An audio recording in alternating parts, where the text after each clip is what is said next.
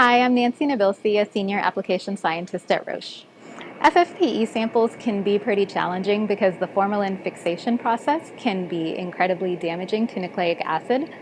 Specifically, there are cross-linking events and chemical modifications that occur that can impair amplification. Also, DNA and RNA can get degraded, reducing their quality, making it difficult to apply, particularly for NGS applications.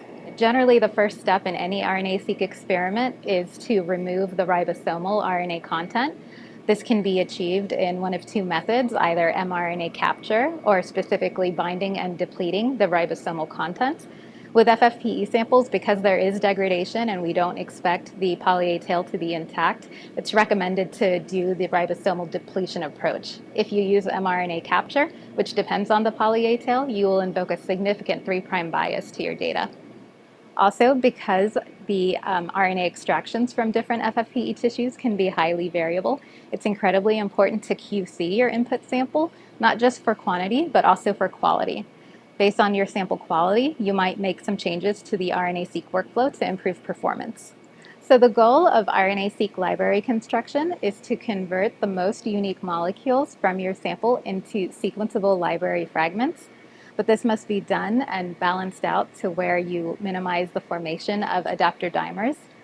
The standard conditions in our RNA Hyper Users Guide are optimized to achieve the best possible yield with the lowest adapter dimers from most samples. However, when those conditions are applied to highly degraded samples, you might see an increase in adapter dimer formation.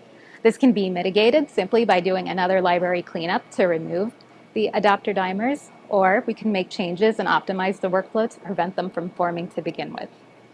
So if input is not limiting, one of the simplest ways that this can be achieved is to simply increase the amount of RNA you input into the library construction process.